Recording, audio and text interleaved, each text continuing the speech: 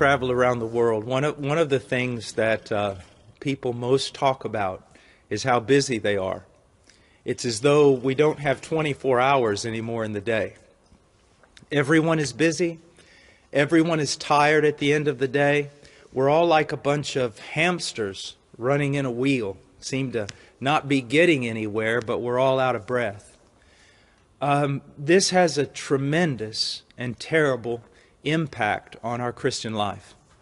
There was a secular psychiatrist, I forget his name, and I don't often quote secular psychiatrists, but he said something like this. There is a saying in English that hurry is of the devil. And he said, no, that's not true. Hurry is the devil. And what he was trying to say was simply that it's one of the things that is most doing damage to the individual, our society, our culture. And I would submit to you it's doing a great deal of damage to the church. There are so many things calling for our attention. And now that we have this explosion of the internet with Twitter and Facebook and websites and such an overload of information, we have less time than ever. Less time than ever. And because people, now don't be offended, but because people are very egocentric and everyone wants to be a movie star, everyone now has their own Facebook page and their own Twitter account, and they're announcing to the world everything that they're doing, everything they are, and everything they believe. Now, some of that, I suppose, could be good, but a lot of it's just a waste of time. Now, the question is, since everyone is so busy, what can we do to affect this problem? Well, first of all, we need to realize something. That we are not called by God to do everything. We are called by God to do His will. So, if we're going to order our life, we must know what God's will is, and that is found in the Scriptures.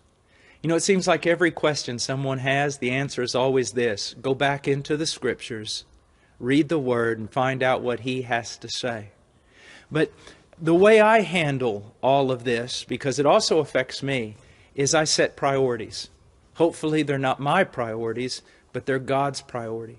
What is my number one priority every day? Number one priority.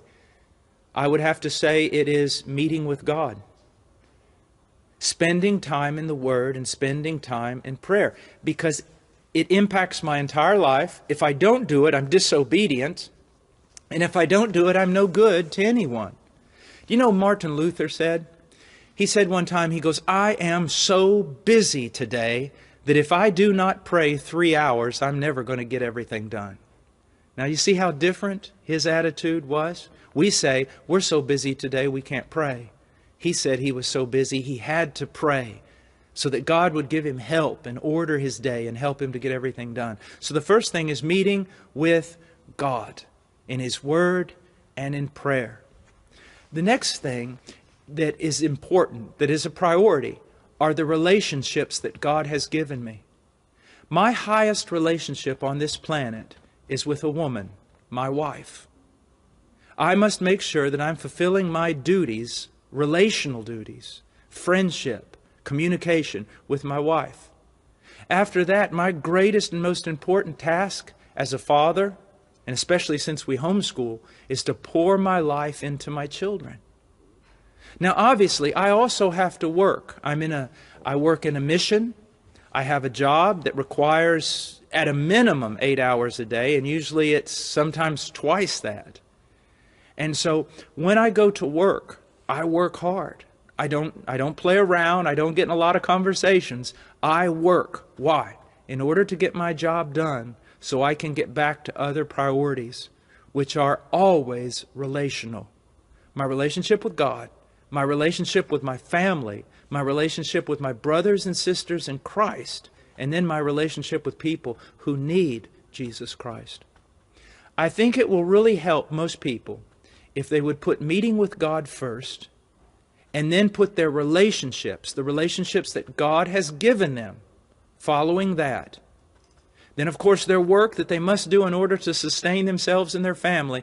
And if there's no time left, then instead of cutting out time with God, cut out your Facebook, cut out your Twitter account, cut out being on the web all the time, or on the telephone all the time, or texting all the time. Those things simply are not necessary. They simply are not. Here's something that I would like you to think about. God created us for a relationship with Him, but also horizontal relationships with others. On the day that I am about to die, and I'm laying on my deathbed, I will have many regrets if I have neglected the relationships that God has given me, especially with family and brothers and sisters in Christ. I don't think I'm going to be very, very sad if I was not able to do Twitter or was not able to maintain a Facebook page. Get your priorities together, and you'll not have much problem with time.